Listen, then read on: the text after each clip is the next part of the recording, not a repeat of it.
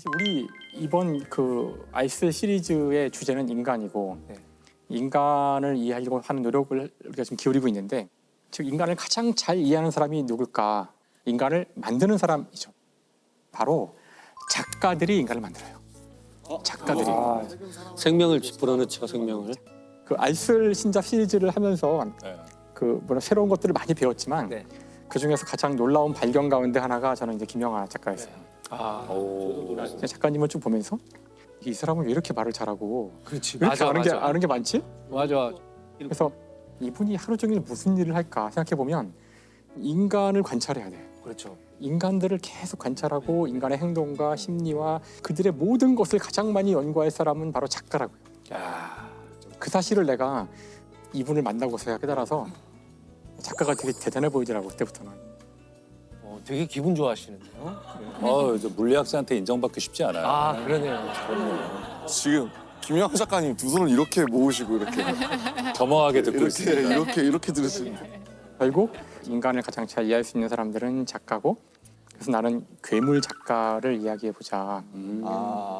이 작가는 이름 앞에 언제나 천재라는 단어가 붙어 다녀요. 아마 여러분이 다 한 번은 들어보셨을 천재 시인 이상이죠. 야, 그냥 같이 다녀요. 이상. 그렇게 불리는 다른 시인이 없죠. 그러네요. 그래서 오늘 이야기는 일단 그 이상은 누구인가?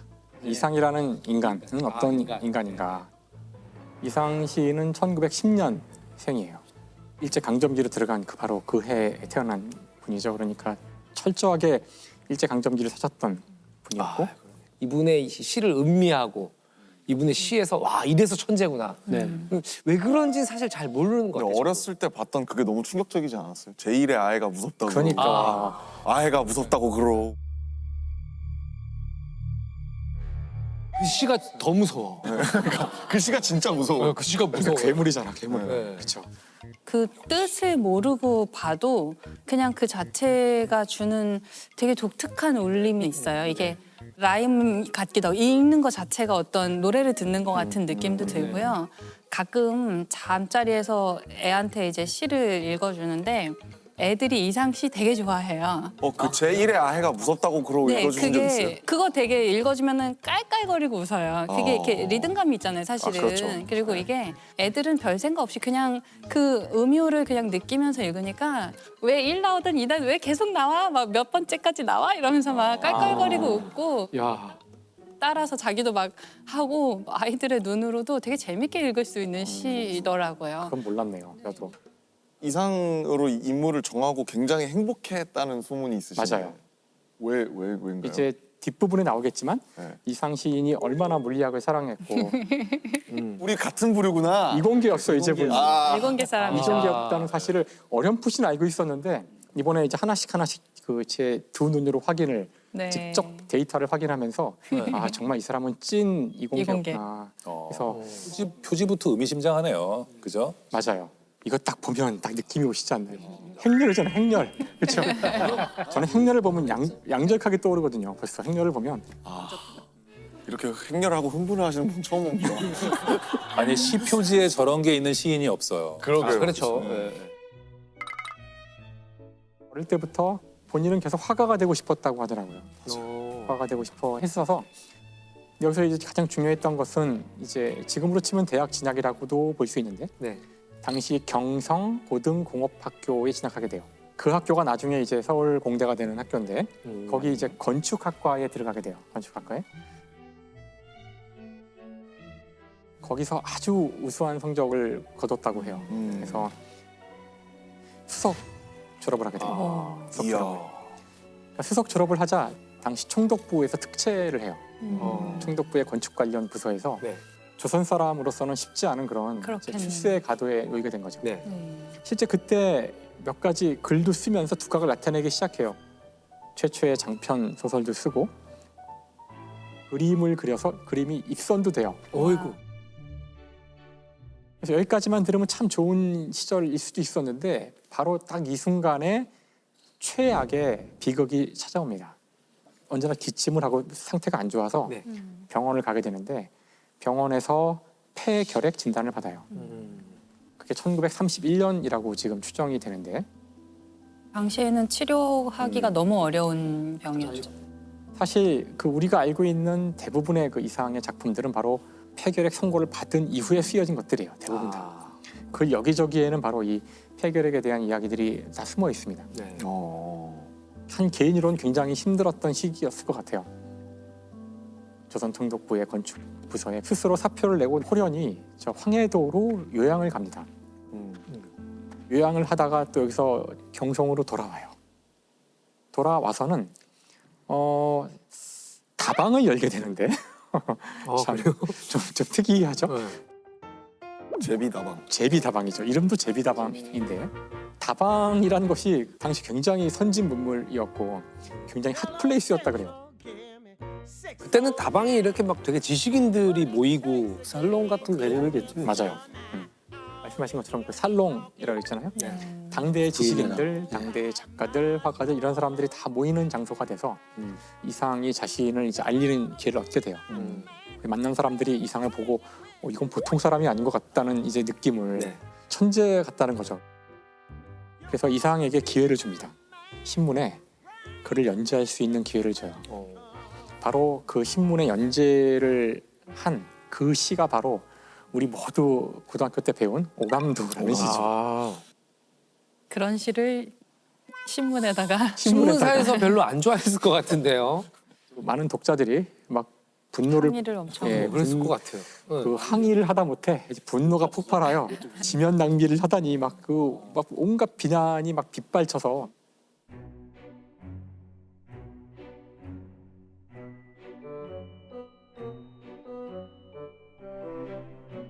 옛날에는 신문이 한 장이거든요. 이게 지금처럼 이렇게 많지가 않아요. 그래서 지면 낭비란 말이 있나요? 시 하나를 실으려면 굉장히 이게 큰 비중을 차지하는 건데. 편집자가 대단한 거죠. 대단한 실은. 기회를 얻은 거네요. 아무튼. 그래도 신문사에서는 좀 이상에 대해서 좀 호의적이었나 봐요. 그러니까. 그 당시에 그 신문의 편집국장 이런 사람들이 우리 교과서에서 맨날 배우는 이태준, 뭐 김기림, 정지용 이런 사람들이 편집국장 같은 걸 하고 있었기 때문에 문인들을 되게 호의적이었고 당대 최고의 작가들이 이상을 지지했던 거예요. 맞아요. 하지만 일반인들은 이제 몰랐던 것이죠. 그러니까 너무 시대를 앞서갔던 거죠. 그러고 있다가 안타깝게도 그 거리에서 이상이 체포됩니다. 일본 경찰에게. 왜? 그 이유가 석연치가 않은데 그리고 뭐 조선인이니까요. 네. 더군다나 불량 조선인이고 거정 수상자로 붙잡혀서 한 달 가까이 감옥에 있게 되는데 그 추운 곳에서 그렇게 내동댕이 쳐진 채로 한 달 가까이 감옥에 있어서 극도로 몸이 안 좋아져요. 그래서 풀려난 건데 결국은 거기서 숨을 거두게 돼요. 사실 이상의 이 짧은 인생을 보면 정말 조금 반짝 자기가 인정받고 뭔가 잘할 수 있을 것 같다는 시기가 잠깐 있었고 그 이외의 대부분의 시간은 제대로 인정받은 적은 별로 없는 평탄치 않았던 그런 삶이었어요. 저는 이분이 조금 더 오래 생존했어야 한다는 게 너무 안타까운 점이에요. 이분의 정말 그 괴물 같은 면, 독특한 면, 이 면을 조금 더 많이 볼 수 있었으면 좋았겠다 이런 생각이 사실 들고요. 이 이상 시인의 이 시가 무슨 상대성 이런 거 물리학에 대한 시라고 아까도 비슷한 얘기를 하셨는데 그게 이제 이상은 왜 괴물인가? 아. 이 작품에 대한 여러 가지 해석들이 있을 수 있는데 저는 이제 물리학자니까 이제 물리학자의 시각으로 특화된 그런 이상에 대한 이야기를 이제 해보려고 해요. 작품에 대한 이야기를. 우선 이상이 얼마나 찐 이공계인가를 보여주는 몇몇 예들을 제가 이제 보여드리려고 해요. 찐 이과가 아니면 쓸 수 없는 그런 표현들이 막 나오거든요. 이건 1933 6월 1일이라는 제목이에요. 천칭 위에서 30년 동안이나 살아온 사람, 어떤 과학자, 30만 개나 넘는 별을 다 헤어놓고 만 사람, 역시 인간 70, 아니 24년 동안이나 뻔뻔히 살아온 사람, 가로 열고 나. 이게 물론 어떻게 해석해야 될지 조금씩 달라요. 다른데 제가 보기에 가장 그럴듯한 해석은 아마 피커링이라고 아시죠? 에드워드 피커링, 미국의 천문학자인데 수많은 여성들을 고용을 해서 그 사람들에게 일을 맡겨서 이분들이 하늘을 분석하고 하는 많은 데이터들을 모았어요. 그래서 천칭이란 게 하늘의 별자리를 보는 건데요. 그 연구해온 사람이 있고 30만 개가 넘는 별들을 헤어놓고 있었다. 이 일을 한 사람을 빗대어서 그 하늘을 보고 그 수십만 개의 별을 분석한 사람들. 하지만 나는 뻔뻔하게 24년을 아무것도 안 하고 살아왔다는 거죠. 그 안에 그 사실 다 들어가 있네요. 그 천문학에 대한 어떤 사랑이 나타나 있고 그러네 관심이 대단했던 거네요, 그죠?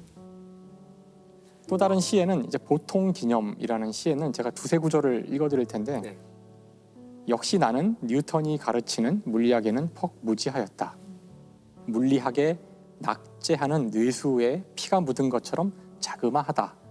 나는 지구의 공전 일주를 기념할 줄 다 알았더라. 뉴턴이나 공전 뭐 이런 그 낙하 문제 이런 것들을 자유자재로 막 사용하고 있고요. 네. 서양에서는 정말 그 현대 과학의 혁명이 일어나고 있던 시기에 과연 우리는 그걸 알았을까? 네. 이게 언제나 궁금했었거든요. 근데 이상 시인의 이 시를 보면 그게 들어있는 것 같고 우리가 생각한 거 이상으로 당시에 그 식민지 시대의 경성은요 굉장히 전 세계 뉴스에 밝았어요. 그래서 이상 정도 되는 지식인들이면 시와 무슨 소설 이런 얘기를 했을 것 같지만 모여서 과학을 주제로 얘기한 경우가 굉장히 많았다 그래요.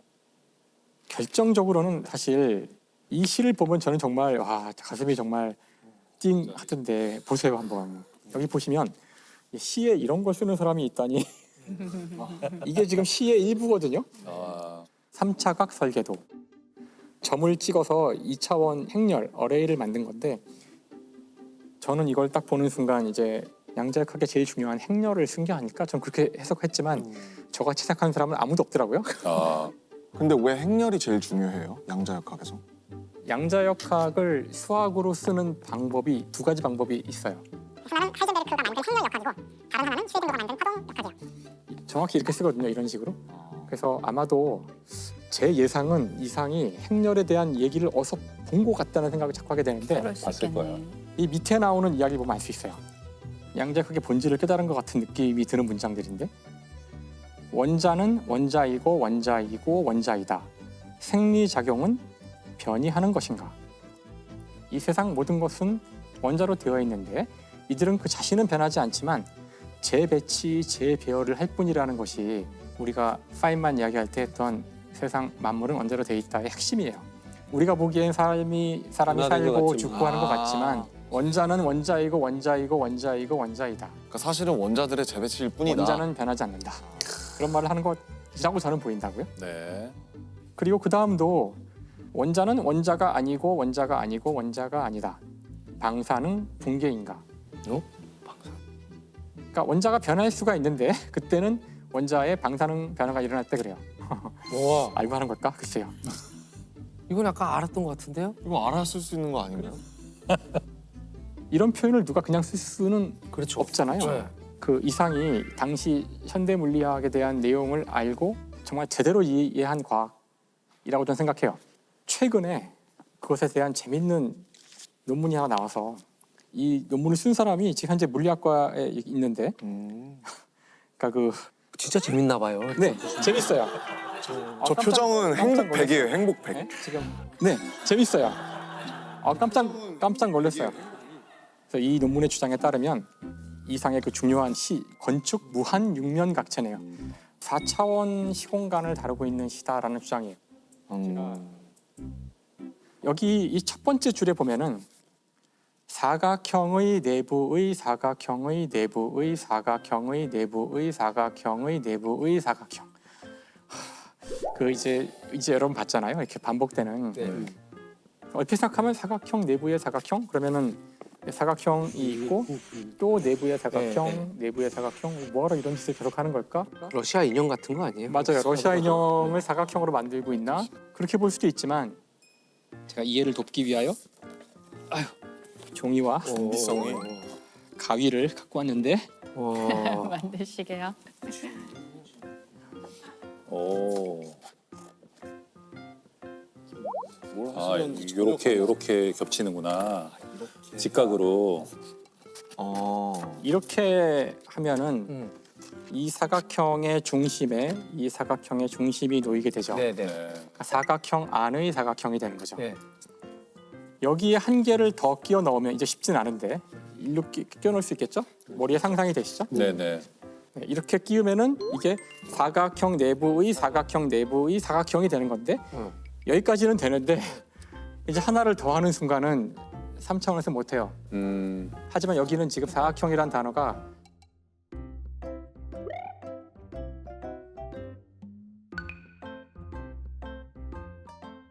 그러니까 이상은 그 시를 통해서 4차원에서 건물을 지으면 어떻게 될까? 그걸 지금 조감해 보고 있다는 뜻이에요.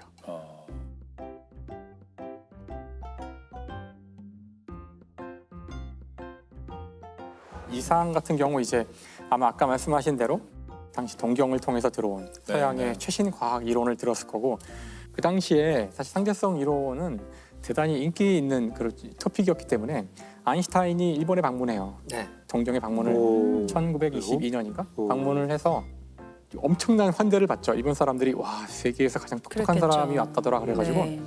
일본에 막 돌풍이 일죠. 아인슈타인의 그 엄청난 불풍이 일어서 그 당시 그 자리에 한국 사람도 있었어요. 동경에 유학가 있었던 한국 사람들도 있어서 이들 중에 일부가 한국에 와서 아인슈타인의 이론을 이렇게 순회 강연을 했다는 기록들이 남아 있거든요.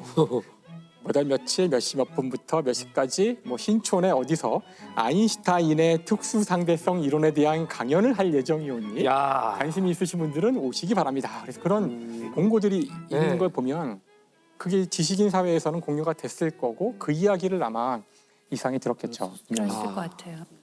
빛의 속도에 대한 문제가 나오고 빛보다 빠르고 느리고 함에 따라 어떤 일이 벌어지고 그렇죠. 우주가 막 변하고 아마 그 차원이라는 단어가 이상한테 꽂힌 것 같아요. 건축가기 때문에 네네. 자신이 아는 모든 기하학은 3차원의 세상이었는데 한 차원을 높여서도 뭔가 기하학을 할 수 있다? 네. 그런 차원의 이야기가 나올 때 수많은 사람들이 시도를 하죠. 내가 차원을 하나 더 하는 방법을 구현하는 방법을 알아만 낸다면 난 전 세계에서 제일 유명한 사람이 되는 거야 이제. 그래서 이제 이공계 대학교 1학년 처음에 뭐 물리 이런 거 배우고 이럴 때 애들이 다 이렇게 연필을 이렇게 3개를 들고 하나의 연필을 더 꽂아버리고 어디다 꽂으면 내가 이 세상 최고 천재가 될 것인가 시도하거든요. 어디다 꽂으면 진짜요? 4차원이 될까. 예. 절대 안 된다는 걸 보일 수 있잖아요. 절대 안 되는데 연필 3개를 이렇게 해놓고서 이제 하나를 더 꽂아보려고 되게 노력을 해요. 근데 아마 그런 시도 중에 하나였을 것 같아요. 우리가 이상을 좀 더 이해해 보자면, 네. 자 여기는 지금 식민지 시대의 경성이고 자기는 아파요. 네. 그 결핵은 현재 치료법이 나와 있지 않고 곧 나도 몇 년 안에 죽을 것이고 그때 문제가 되는 건 시간이죠. 그렇죠. 그리고 자기는 또 식민지 시대의 경성이라는 굉장히 좁은 곳에 살고 있단 말이죠. 옛날 우리 경성은 작았잖아요. 네. 작고 또 사람이 서로 다 알고. 그러니까 지리적으로 그 3차원이라는 세계는 너무 답답했을 것 같아요. 네. 답답하고 그런데 어디선가 누가 차원을 더 할 수 있다는 얘기를 하는 거예요. 이게 지금 눈에 보이는 게 전부가 아니고 다른 차원이 있을 수 있고 뭐 이런 얘기를 들으면 굉장히 매혹적으로 들렸을 거예요. 나한테 남은 시간이 얼마 없는데 이것이 상대적으로 달라질 수 있고 어떤 우주에서 어떤 차원에서는 전혀 다른 법칙에 적용된다고 하면 엄청난 매력을 느꼈을 것 같아요. 아마 그래서 자기 자신을 박제됐다고 표현했을 것 그렇죠. 같아요. 3차원 자기는 세계에 있는 거죠. 공간적으로도 또 시간적으로도 갇혀 있잖아요. 어머 안 됐다. 사실 이 묶인 공간을 벗어나는 거는 묶이지 않은 차원을 하나 찾는 것일 수도 있거든요. 그러니까요. 네. 여러 가지 의미가 있을 것 같아요. 그래서 이거 보면서 정말 막 눈물이 와, 이 사람이 정말 내가 찾던 1930년대 우리나라의 그 일제 강점기 경성의 공간에서 과학을 이야기하던 사람이구나. 바로 그가 이상이었어. 내가 찾던 그가.